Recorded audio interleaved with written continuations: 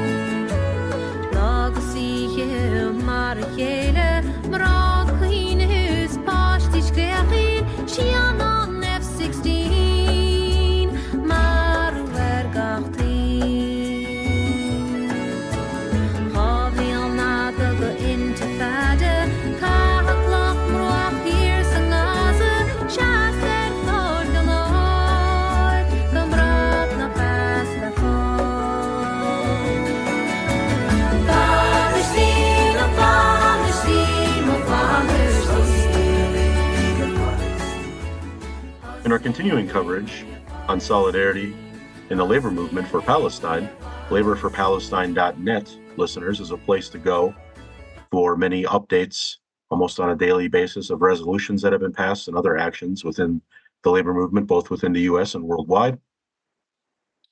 Every week here, we start off our show with some of these and other Palestinian news. This week, call for Teamsters solidarity with Palestinian trade unions and people.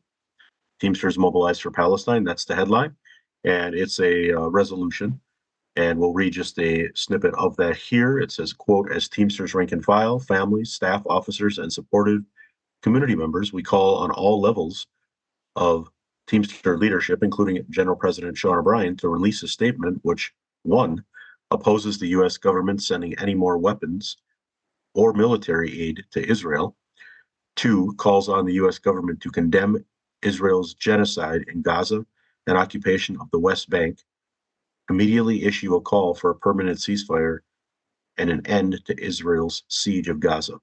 Lastly, we call on the Teamsters leadership to release information on all Teamster relationships with and funding of the Israeli government and military, and divest all holdings of any Israeli entities, for example, government bonds, corporate stock, etc., which profit from the oppression of Palestinians, end quote. And for the full statement, you can go to laborforpalestine.net. Also in similar news, in a sign-on letter AWU-CWA Executive Board and members demand an immediate and permanent ceasefire. And again, this is available, listeners, at laborforpalestine.net. The full statement is there. We'll just read some short snippets from that. Quote, we, the Executive Board and the undersigned members of the Alphabet Workers Union, CWA, join our siblings in the labor movement and around the world in calling for an immediate and permanent ceasefire in Gaza. We are horrified at the death of tens of thousands of people and the displacement of millions more from the Israeli siege on Gaza. A majority of voters in the United States and Canada support a ceasefire, as do the vast majority of countries across the world. We add our voices to the calls for a ceasefire from the United Auto Workers, International Union of Painters and Allied Trades, the National Nurses Union, and many others. AI technology is used to generate targets for artillery and missiles in Gaza via the Gospel system, track and surveil Palestinians through facial recognition, and Google is selling its AI technology to Israel via Project Nimbus. We believe that workers should know when and if our work is used for military purposes, and that technology should be used for human benefit, not for murder. Join us, what we do, and how we are organizing. The statement closes by stating, across the U.S. and Canada, we are seeing threats and intimidation towards workers, students, and others speaking up on this issue, including at Alphabet. We oppose workplace harassment and retaliation of any kind and defend the right to freedom of expression in the workplace. Our Arab, Muslim, and Jewish coworkers must all be able to speak openly and share their perspectives on this issue without retaliation. It's the end of the statement. Again, listeners, this is available at laborforpalestine.net, and there's a whole variety of other statements, resolutions, and other information there regarding the labor movement in Palestine, both in the United States, North America, and also the world.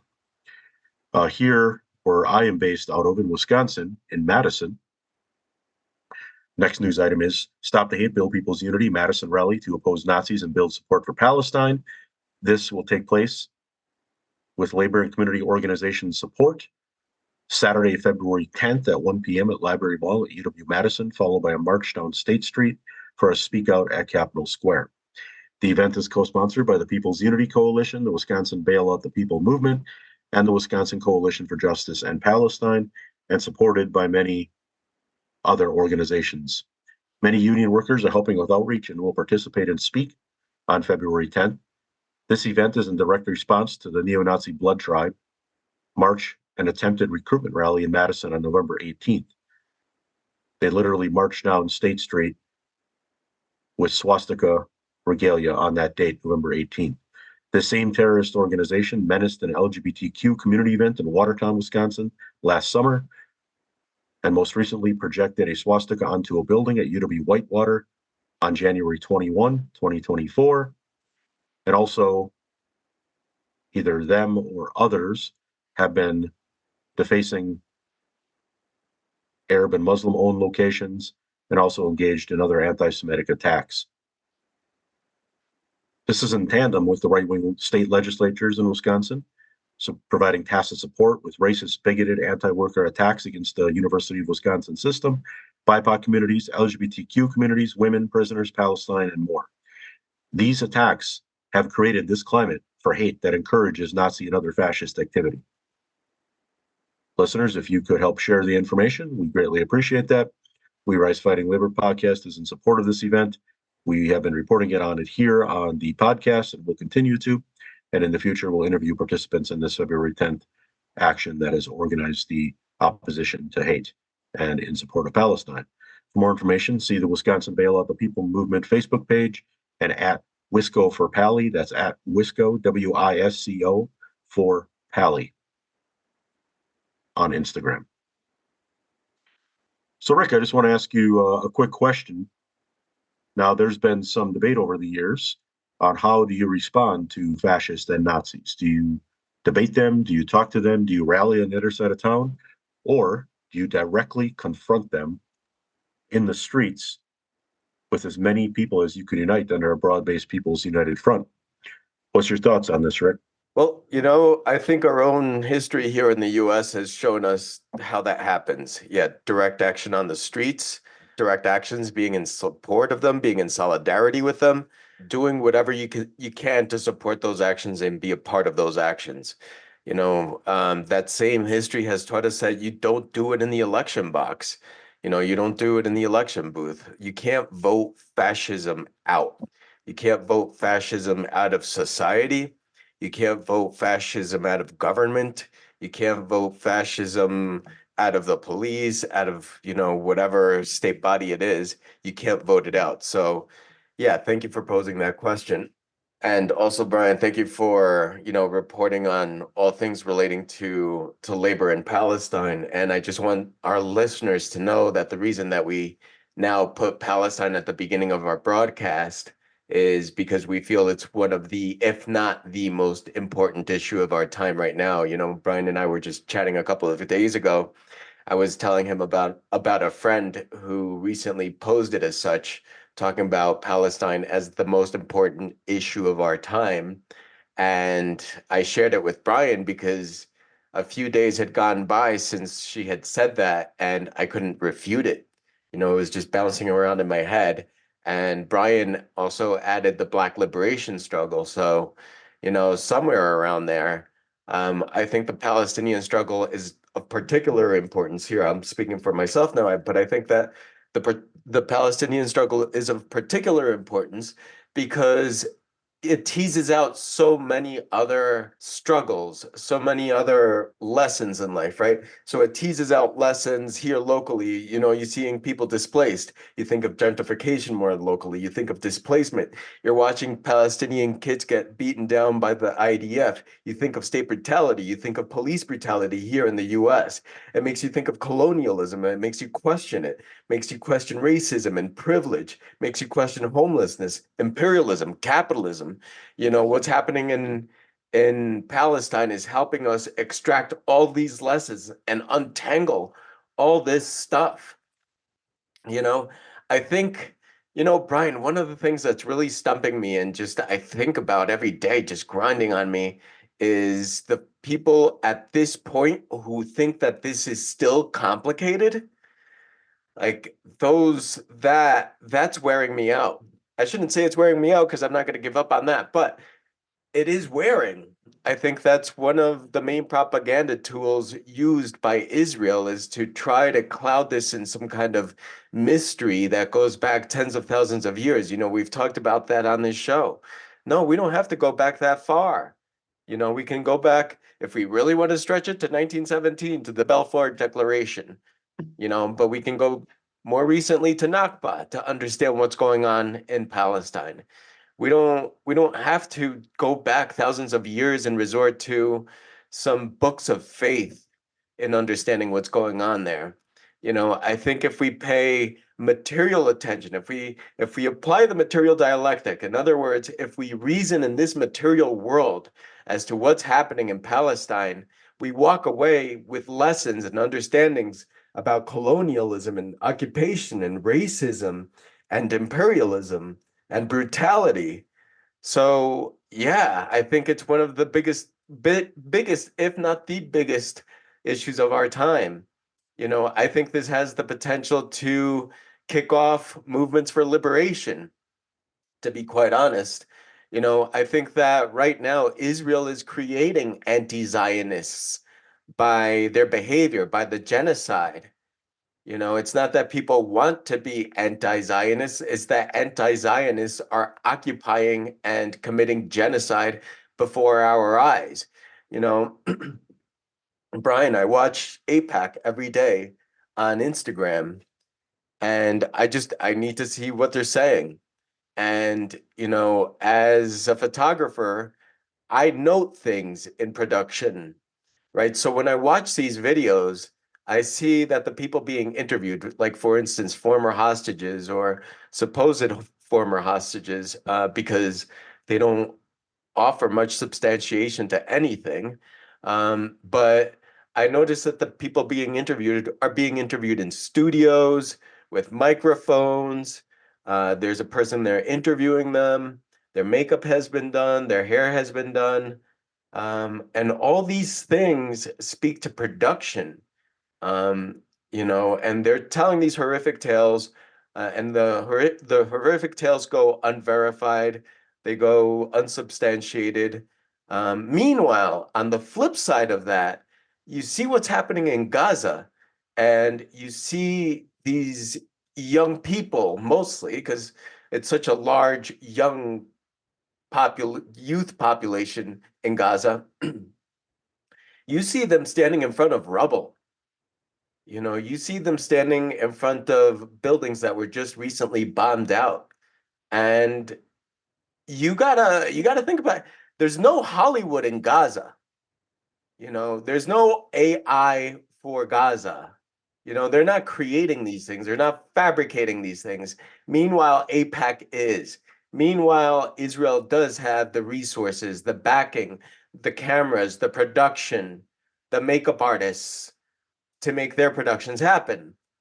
So, yeah, to think that this stuff is still complicated at this point, nah, I'm not buying that. So that is why we put the Palestinian and the anti-war report now at the beginning of this podcast.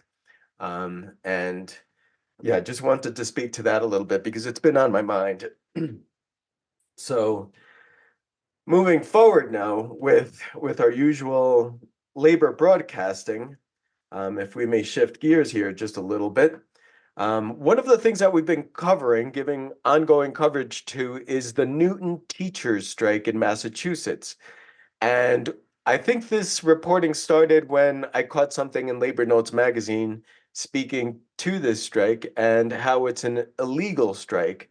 And this gets that conversation going. This has been a recurring theme here on our show, talking about illegal strikes.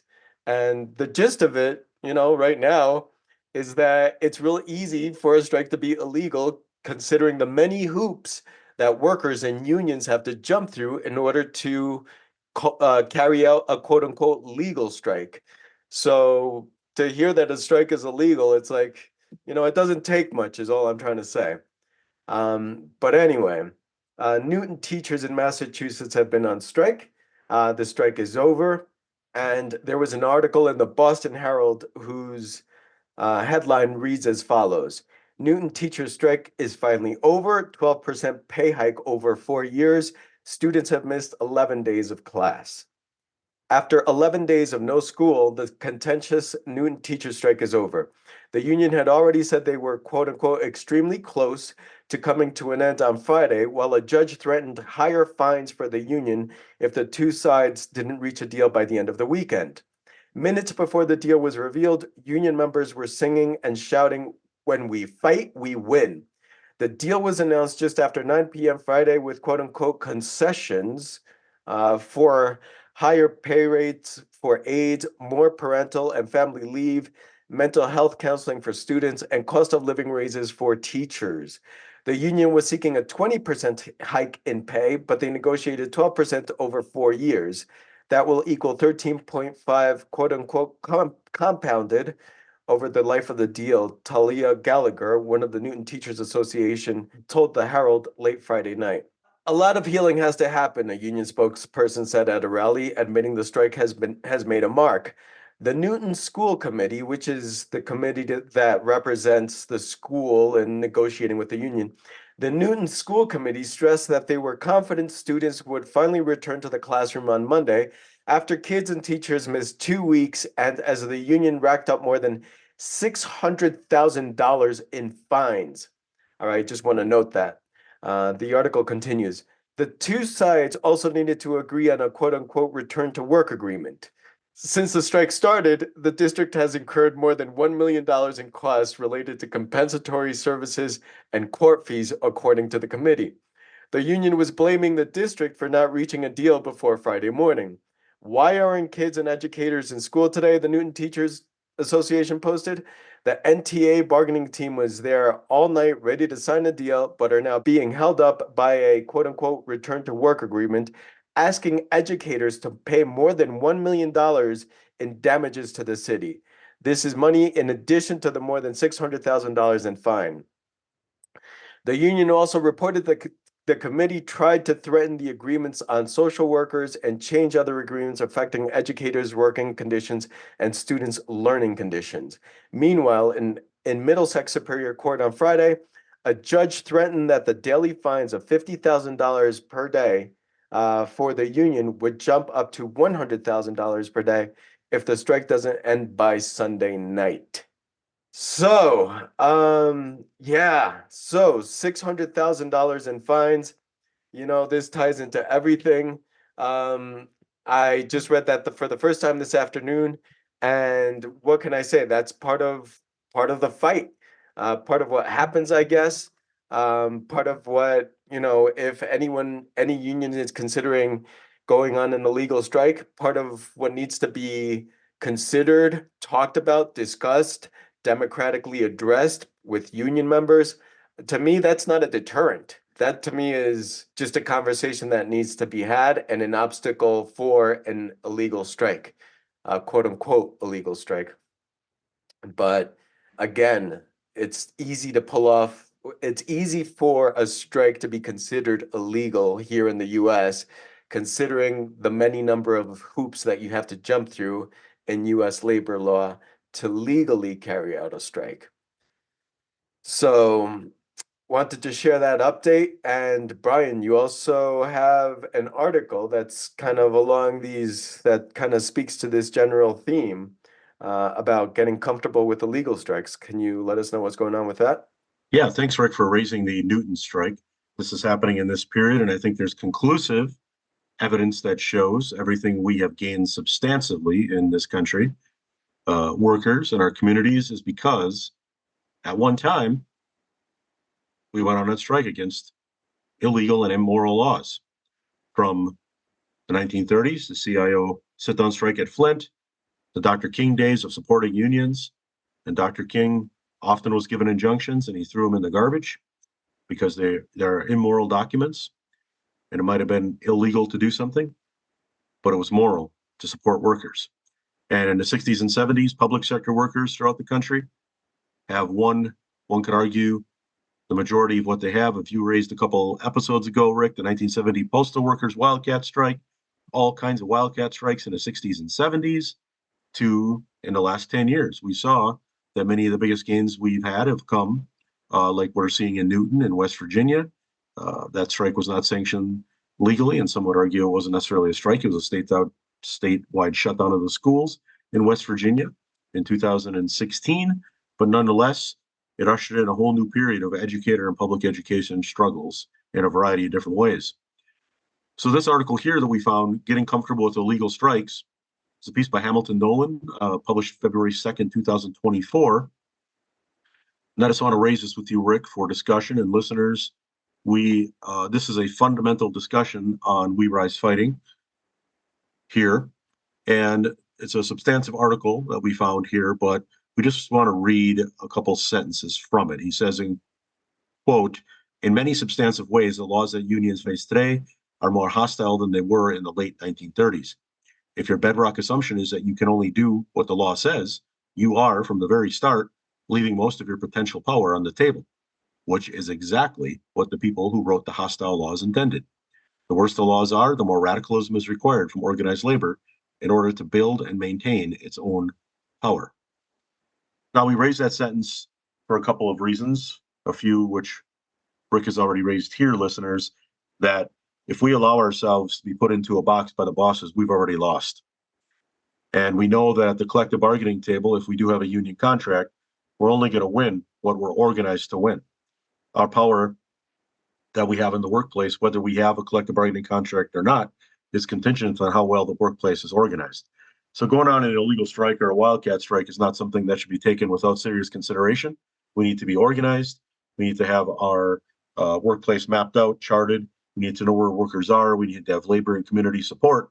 And when the time comes and we need to move, whether it's a quote unquote legal strike or a quote unquote illegal strike, we have our duty to take action into our own hands for our lives, for our families' lives, and for our communities' lives.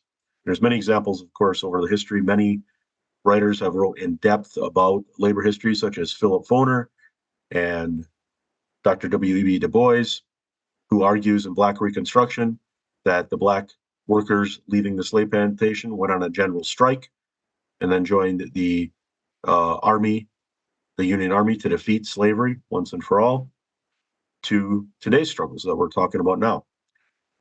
So just wanted to raise that for listeners. This is going to be an ongoing discussion here at We Rise Fighting. The coming period could be very ugly with these fascist forces Trump, or it could be also very beautiful as we organize with our community and we are not attaching ourselves to the laws that are literally killing us every day. We are not duty bound to follow laws that are immoral and not in line with humankind and United Nations international law. Right on. Shifting gears again. Going to talk about the Teamsters. We've been offering ongoing coverage of the Anheuser-Busch strike, which apparently appears unavoidable, according to a Teamster press release, which reads as follows. Today, Teamsters General President Sean O'Brien demanded Anheuser-Busch deliver its last, best, and final offer after the company wasted another negotiation session, putting forth an unacceptable proposal that threatens to kill Teamster jobs by closing breweries and permanently laying off Teamsters system-wide.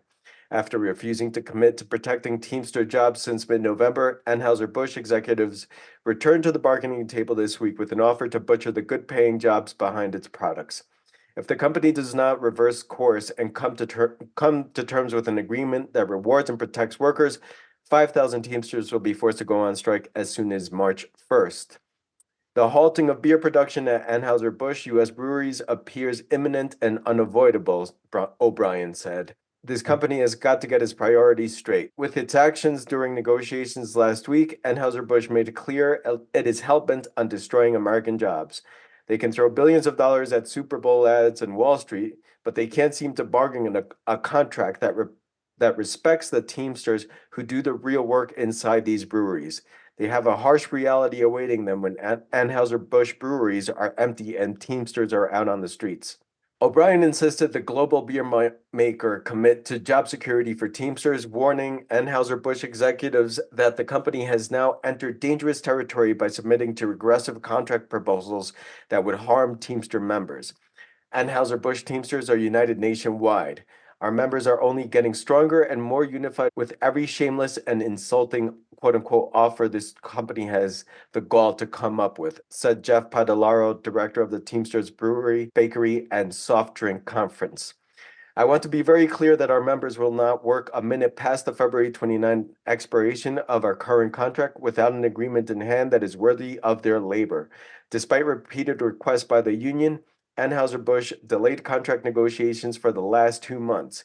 As a further sign of disrespect, the company's negotiators have also refused this week to agree to the union's request for Juneteenth as a paid holiday. Anheuser-Busch proposed the Teamsters give up an existing contractual holiday, which is a non-starter for workers. Last week, O'Brien and Padalaro gave Anheuser-Busch a final copy of a model contract that Anheuser-Busch Teamsters across the country overwhelmingly pre-ratified. We talked about this in our last episode. With 94% approval by workers, the model agreement includes language protecting jobs, recapturing lost union work, increasing retirement benefits, and boosting wages. On December 16th, thousands of Teamsters at 12 Anheuser-Busch breweries voted by 99% to authorize a strike should the company fail to reach agreement on a new 5-year deal. Teamsters at Anheuser-Busch brew, package, and ship Budweiser, Bud Light, and other products, maintain breweries and equipment, and care for the world-famous Clydesdale. All right, so, this is kind of something that also popped up in that Newton article. When they start quantifying how much things cost. In this press release, the Teamsters talk about how Anheuser-Busch doesn't have the millions of dollars to put towards a contract with its workforce, but they do have the millions of dollars to put towards Super Bowl ads. And same thing, I saw a similar thing in the Newton strike, right? In that the district or the Newton School Committee started talking about the $1 million in cost. It was costing to handle negotiations and court fees and stuff like that. Well, why not just put that money towards the contract? Save everyone the money, save everyone the hassle. So yeah, it's always worth picking out numbers like that. What is the cost of this strike? Well, why not just put that towards the contract? Yeah. Up next, Hyundai workers. Thanks, Rick. So as we've talked about previously on this show, there's a variety of organizing going on in the South. The UAW, United Auto Workers, are engaging in much of this after their win with the Big Three. More than 1,000 Hyundai auto workers in Montgomery, Alabama have signed authorization cards with the UAW. That's over 30% of their plant right now. And Hyundai workers are some of the lowest paid auto workers in North America, making nearly $10 an hour less than union workers. Now they're joining together to form the company's first union. As we've stated, the UAW is running many other organizing campaigns at auto plants throughout the South after their wins against the Big Three last fall.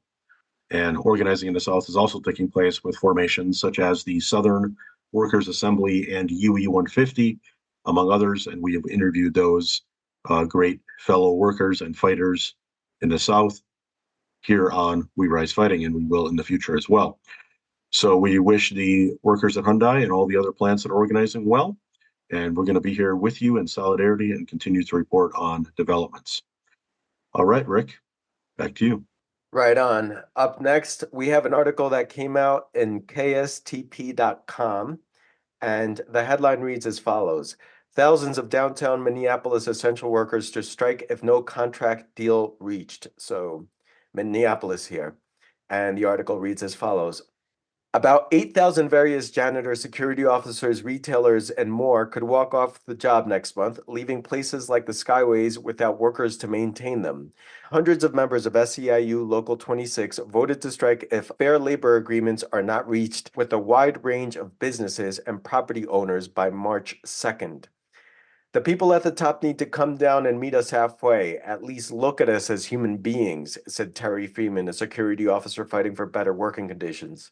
They make this job so unfair and unsafe for people to beat us. Workers are also demanding retirement benefits and wage increases of up to $5 an hour. Currently, members are making anywhere between $14.50 and $20 per hour.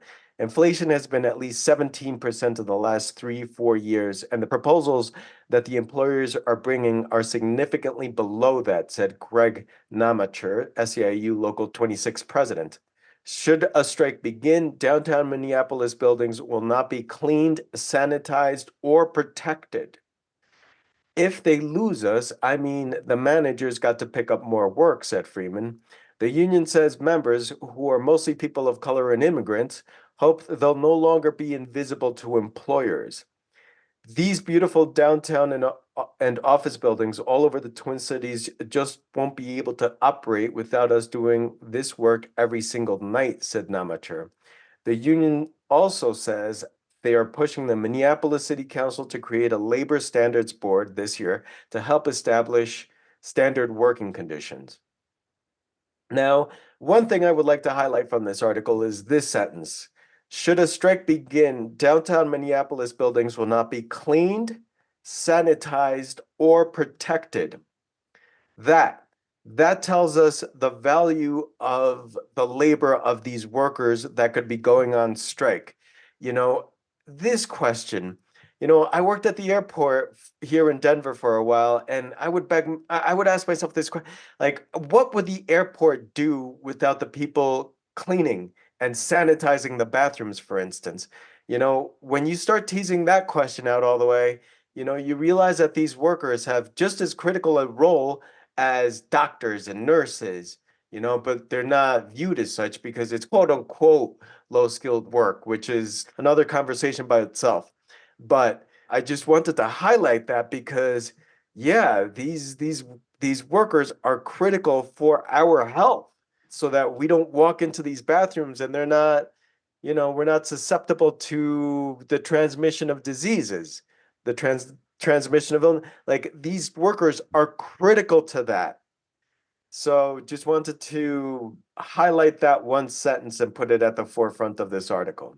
I'd also like to add, Rick, that we've talked about this previously on the show, exactly what you said, but also in addition to that, these are workers in Minneapolis where we've seen gentrification happening all over the country. So many of these workers are being pushed out farther and farther away from these buildings downtown in a city like Minneapolis that they work in. and therefore they have to get on the bus up and early in the morning, late at night with their families, find childcare for their children. And these are workers making $15 to $20 an hour, if that.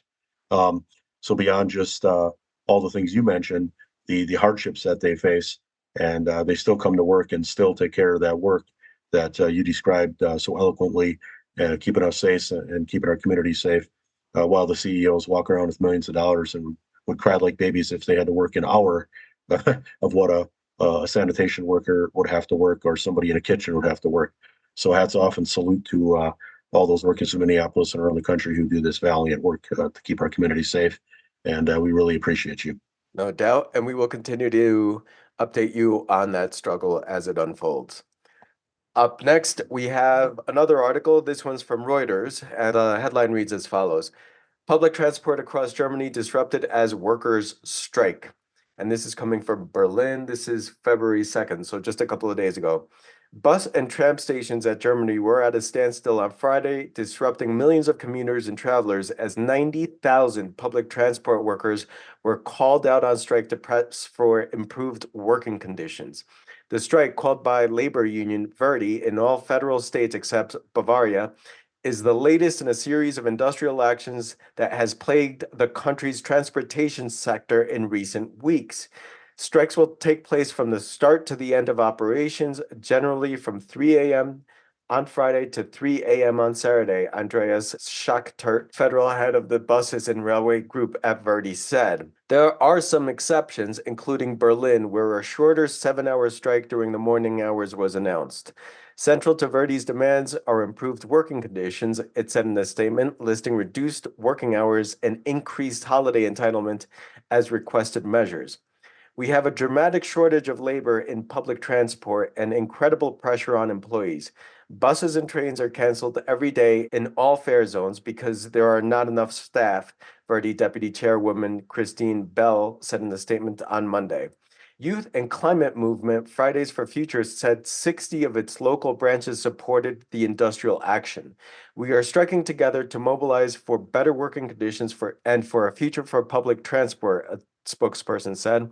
Commuter Bjorn Heinz Sechet, standing in front of a closed subway station at Berlin's Alexanderplatz, was not impressed. And this person is quoted as saying, I don't think much of it. In the end, it's the passengers who are affected. They don't get to go to their destination, he said. Okay, Bjorn, hold on. We're going to talk about Bjorn in just a second. On Thursday, a strike by security staff at 11 German airports affected 200,000 travelers and led to around 1,100 flight cancellations or delays, the German Airports Association ADV said. Disruptions were set to continue in Hamburg, where Verdi called on ground service staff to strike at 3 a.m. on Friday until midnight.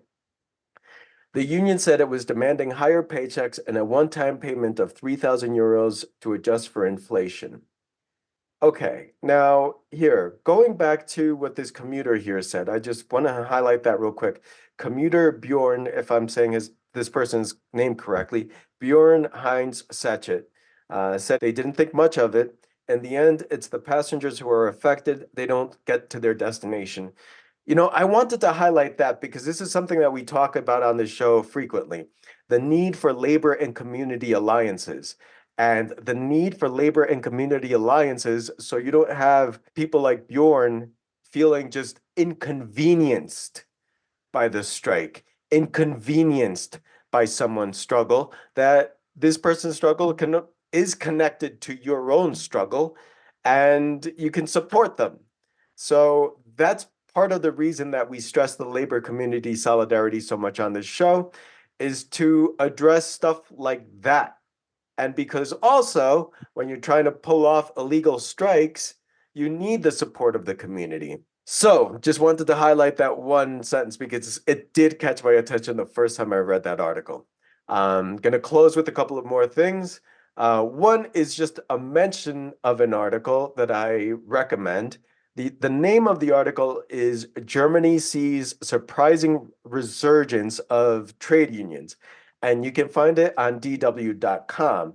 Now, this is not an endorsement of DW.com. I already saw something on there that I'm just like, no, I don't think so. Basically, its ongoing coverage of the quote unquote Israel slash Hamas war. So the way they phrase that lets me know where they stand. So me suggesting that, for you to check out this article is not an endorsement of this publication, but this one article does provide interesting information about the growing trade union movement in Germany, as well as this one chart, Brian. I don't know if you can see it in front of us, but it's a fascinating chart.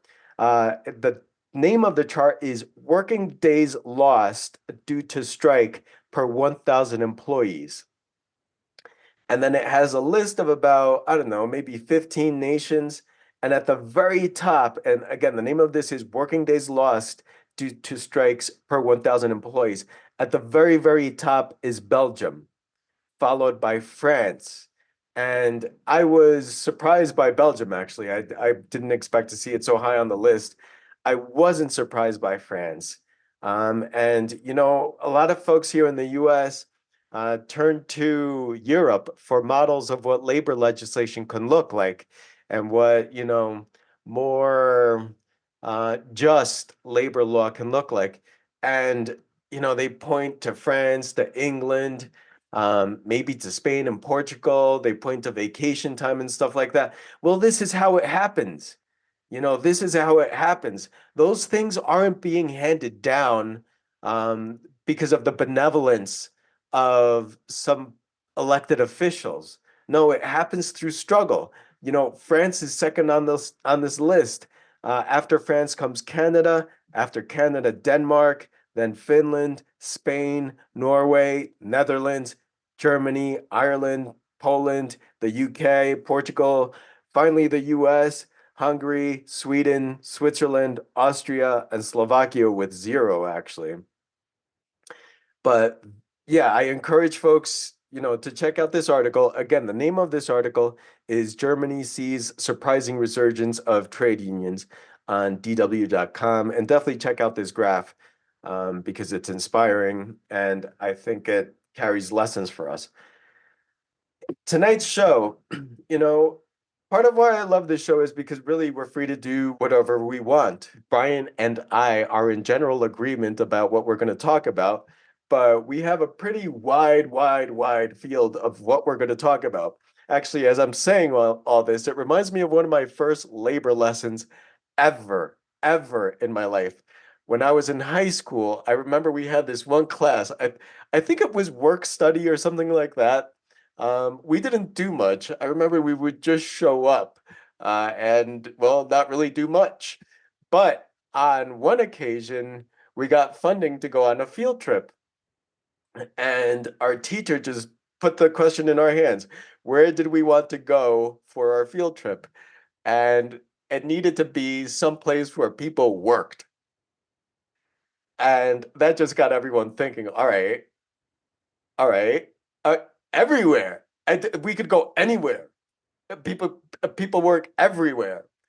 And unfortunately, we ended up going to Macy's in Manhattan, which was like hell for me because it's like a mall and unpleasant and rampant consumerism. But nevertheless, the lesson held true. There were Macy's workers there. The lights were on for a reason. The heat was on for a reason in the building because of the labor of the workers.